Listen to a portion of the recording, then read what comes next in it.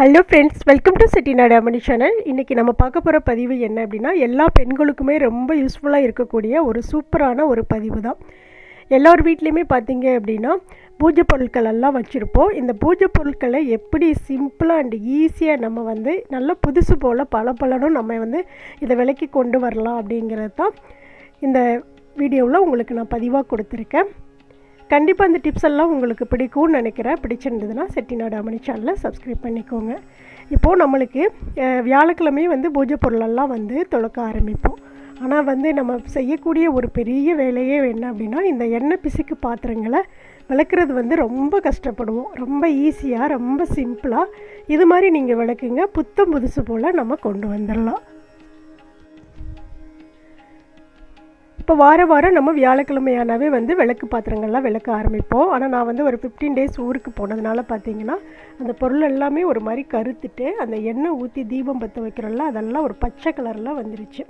எப்போதுமே தீபத்தை பச்சை கலர் வர்ற வரைக்கும் நம்ம விடக்கூடாது. அது உடனே கழுவி நம்ம சுத்தம் பண்ணிடணும். இப்போ 15 நாள் அப்படியே இருந்ததுனால என்னாச்சு அப்படின்னா அப்படியே பச்சை கலர்லாம் மாறிடுச்சு. இப்போ வாங்குகிற தீப எண்ணெயெலாம் பார்த்திங்க அப்படின்னா எண்ணெய் ஊற்றுனாவே அதில் ஏதோ ஒரு கெமிக்கல் கலப்பாங்களா என்னன்னு தெரியாது. ஆனால் அந்த தீபத்தில் ஒரு வாரம் ஆனாவே பச்சை கலர்லாம் மாற ஆரம்பிக்குது. இருந்தாலும் பரவாயில்ல, நம்ம யூஸ் பண்ணி தான் ஆகணும். ஓகே, இப்போ நம்ம டிப்ஸுகளை பார்க்க ஆரம்பிக்கலாம். இப்போ எல்லா பூஜை பொருட்களையும் எடுத்து ஒரு பக்கெட்டில் வச்சுட்டேன். இப்போ பக்கெட் நிறைய தண்ணி ரெப்பிட்டு அந்த பொருட்களெல்லாம் ஊற வச்சுக்கிறேன். சிம்பிள் அண்ட் ஈஸி தாங்க, ரொம்ப கஷ்டப்படவே வேண்டாம். இது மாதிரி நீங்கள் செஞ்சு பாருங்கள். செஞ்சு பார்த்துட்டு உங்களுடைய கமெண்ட்ஸை எனக்கு கொடுங்க. இப்போ நம்ம தீபத்தை நல்லா புதுசு போல் பளபளன்னு ஆக்குறதுக்கு நான் என்னென்ன பொருள் யூஸ் பண்ணுறேன் அப்படிங்கிறத நான் சொல்கிறேன். நம்ம எப்போதுமே சாமி பாத்திரம் விளக்குறதுக்குன்னு தனியாக ப்ரெஷ்ஷு அண்டு இந்த ஸ்டீல் நார், இன்னொன்று பார்த்திங்கன்னா ஸ்க்ரப் இதெல்லாம் வச்சுருப்போம். இப்போ நான் இதில் என்ன பொடி கலந்துருக்கேன் அப்படின்னா சபீனா பொடி எடுத்திருக்கேன், ஒரு 2 லெமன் எடுத்திருக்கேன், இவ்வளோதாங்க. அது போக பார்த்திங்க அப்படின்னா வெள்ளி பாத்திரங்கள்லாம் நல்லா புதுசு போல் துலக்கிறதுக்கு பேஸ்ட் எடுத்திருக்கேன். நம்ம வீட்டில் எந்த பேஸ்ட் இருக்கோ அது கொஞ்சம் எடுத்துக்கோங்க, கொஞ்சம் எடுத்தாவே போதுமானது.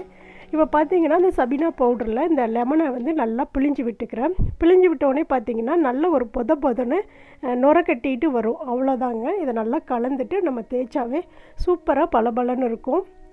இதை நான் அப்படியே தேய்ச்சி காட்டுறேன், நீங்கள் பாருங்கள். அதே போல் வெள்ளி பாத்திரத்தையும் தேய்க்கிறேன். நம்ம கடையில் பீதாம்பரி பவுடர்லாம் வாங்குவோம். அதுவும் பார்த்திங்க அப்படின்னா நல்லா பளிச்சுன்னு நம்மளுக்கு பூஜை பொருளெல்லாம் கொடுத்துரும். ஆனால் பார்த்திங்கன்னா ஒரு 3 நாள்லேயே திரும்ப அது கருக்க ஆரம்பிச்சிடும். வெங்கல பாத்திரமெல்லாம் பார்த்திங்கன்னா கருப்பாக ஆரம்பிச்சிடும். ஆனால் இந்த மாதிரி நம்ம இந்த மாதிரி சபீனா பவுடரும் அண்ட் லெமனும் கலந்து நம்ம தேய்க்கிறப்போ இது பார்த்திங்கன்னா ஒரு வாரங்க, நீங்கள் மறுவாரம் விளக்குற வரைக்குமே நம்ம எப்படி விளக்கி வைக்கிறோமோ தீபம் அதே போல் நல்லா பளபளன்னு இருக்கும். ட்ரை பண்ணி பாருங்கள். இதில் நான் எந்த ஒரு லிக்யூடும் சேர்க்கலை, எந்த ஒரு கெமிக்கல் எதுவுமே சேர்க்கலை, தண்ணியிலலாம் கொதிக்க வைக்கல. சும்மா சாதாரணமாக நம்ம பாத்திரம் விளக்குவோம்ல அதே மாதிரி தான் விளக்குறேன். பாருங்கள் எவ்வளோ புதுசாக பளபளன்னு ஆயிடுச்சுன்ட்டு. இதே மாதிரி தான் விளக்குமே பார்த்திங்க அப்படின்னா ஃபஸ்ட்டு அந்த ஸ்க்ரப்பில் தேய்ச்சி விட்டுட்டு அதுக்கப்புறம் ஸ்டீல் நார் வச்சு தேய்ச்சிங்க அப்படின்னா நல்லா பளபளன்னு ஆயிரும்.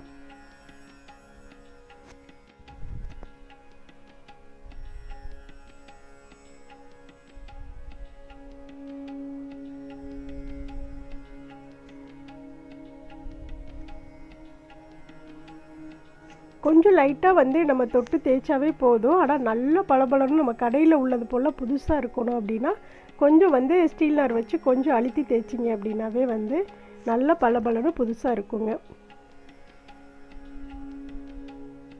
பாருங்கள், பஞ்சு பாத்திரம்லாம் கடையில் உள்ளது போல் எவ்வளோ புதுசாக இருக்குதுன்ட்டு. அதுக்கப்புறம் விநாயகருக்கு முன்னாடி வைக்கிற குத்து விளக்கையும் நல்லா இதுவே போல் தேய்ச்சி கழுவி காட்டுறேன். இதில் எல்லாம் எண்ணெய் பிசுக்கு நிறைய இருந்ததுங்க. இன்னொன்று பார்த்திங்கன்னா தீபம் ஃபுல்லாமே பச்சை கலரில் அப்படியே எண்ணெய் வடிஞ்சு ஃபுல்லாமே பச்சை கலரில் ஆயிடுச்சு. அப்படியே ரொம்ப பிசுன்னு இருந்துச்சு. இப்போ நான் எப்படி தேய்க்கிறேன்னு பாருங்கள். ஃபஸ்ட்டு அந்த ஸ்க்ரப்பு வச்சு லைட்டாக தொட்டு ஃபஸ்ட்டு தேய்ச்சி விட்டுருவேன். அந்த எண்ணெய் பிசுக்கெல்லாம் போயிடும். அதுக்கப்புறம் ஸ்டீல் நாரை வச்சு தேய்ச்சேன் அப்படின்னா அதில் உள்ள அந்த குங்குமமெல்லாம் வச்சோம் அப்படின்னா கருப்பாக இருக்கும்ல, அதெல்லாமே நீட்டாக போயிட்டு பளபளன்னு விளக்கு நல்லா ஆகிடும். அவ்வளோதான், விளக்கி முடிச்சிட்டோம். எவ்வளோ பளிச்சுன்னு பளபளன்னு இருக்குதுன்னு பாருங்கள்.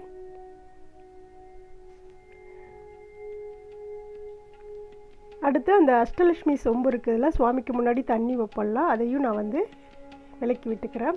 அந்த அஷ்டலட்சுமி உருவத்துக்குள்ளே பார்த்தீங்க அப்படின்னா கருப்பு கருப்பாக வந்து அந்த கலர் மாறுறதுனால கருப்பாக இருக்கும். மேலே தேய்ச்சோம் அப்படின்னா பளபளன்னு ஆயிரும். ஆனால் அந்த உருவத்துக்குள்ளே கருப்பாக இருக்கும். அப்போ இந்த டூத் ப்ரஷில் லைட்டாக அந்த சபீனா பவுடரை தொட்டுட்டு அப்படியே வந்து நல்லா தேய்ச்சி விட்டோம் அப்படின்னா நல்லா பளிச்சுன்னு ஆகிடும். பூஜை பொருள் கழுவுறதுக்கு தனியாக டூத் ப்ரஷ் வாங்கி வச்சுக்கோங்க. சின்ன சின்ன இடங்களில் குட்டி குட்டியாக டிசைன் இருக்க இடங்கள்ல எல்லாம் வந்து தேய்ச்சோம் அப்படின்னா நல்லா பளிச்சுன்னு ஆகிடும். அதே போல் தான் பஞ்சமி விளக்கையும் கழுவி எடுத்து வச்சுக்கிறேன். இப்போ நான் வந்து வெள்ளி குத்து விளக்கை நான் விளக்கி காட்டுறேன் பாருங்கள். ஃபஸ்ட்டு நான் சொன்ன மாதிரியே ஸ்க்ரப்பை வச்சு லைட்டாக வந்து அந்த ஆயிலெல்லாம் தேய்ச்சி விட்டுறலாம்.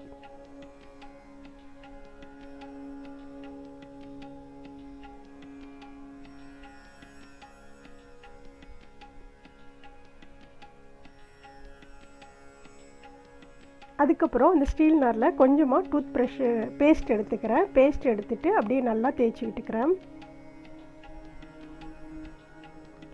இது மாதிரி நம்ம வந்து வெள்ளி விளக்கை விளக்கும்போது பார்த்திங்க அப்படின்னா சீக்கிரம் கருக்கவே கருக்காதுங்க, நல்லா பளிச்சுன்னு இருக்கும்.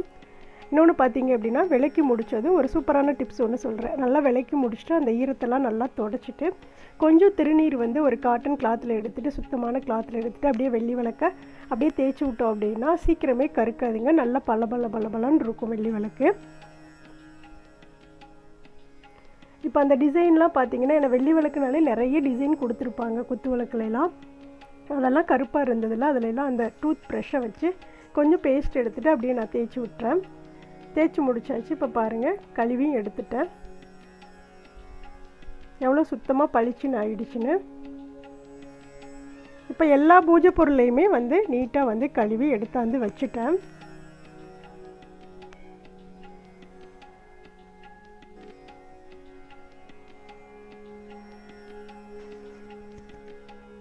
இந்த டிப்ஸ் கண்டிப்பாக உங்களுக்கு பிடிக்கும்னு நினைக்கிறேன். இனிமேல் வந்து நீங்கள் பூஜை பொருளை கஷ்டப்படாமல் இதே மாதிரி நீங்கள் விளக்குங்க. இதே மாதிரி விளக்கிட்டு உங்களுடைய கமெண்ட்ஸையும் எனக்கு கொடுங்க. இந்த வீடியோ உங்களுக்கு பிடிச்சிருந்ததுன்னா செட்டிநாடு அம்மணி சேனலை சப்ஸ்கிரைப் பண்ணிக்கோங்க. பக்கத்தில் இருக்க பெல் ஐக்கானை கிளிக் பண்ணிவிட்டு உங்கள் ஃப்ரெண்ட்ஸ் ஃபேமிலி எல்லாருக்கும் இதை ஷேர் பண்ணிவிடுங்க. இப்போ நல்லா விளக்கி முடிச்சுட்டு அதுக்கப்புறம் பார்த்தீங்கன்னா தீபத்தை வந்து எடுத்தாந்து ஹாலில் வச்சுட்டு எல்லாத்துக்குமே வந்து அழகாக மஞ்சள் குங்குமம் வச்சுட்டு தீபமும் ஏற்றிட்டேன். இது எப்படி வைக்கணும், இந்த மஞ்சள் எப்படி கலக்கணும் அப்படிங்கிறதெல்லாம் நான் ஏற்கனவே வீடியோவாக கொடுத்துருக்கேன், பாருங்கள். நம்ம சேனலில் அந்த வீடியோலாம் நேற்று கொடுத்துருக்கேங்க, பார்க்காதவங்க பார்த்து தெரிஞ்சுக்கோங்க. நல்ல தெய்வீக மனமாக இருக்கும் அப்படி கலந்து நம்ம வந்து விளக்குகளுக்கெல்லாம் மஞ்சள் குங்குமம் வச்சோம் அப்படின்னா. இப்போ தீபமும் ஏற்றியாச்சு, பார்க்குறக்கே அவ்வளோ அழகாக இருக்குது பாருங்கள். தேங்க்ஸ் ஃபார் வாட்சிங். நன்றி, வணக்கம். நல்லதே நடக்கும்.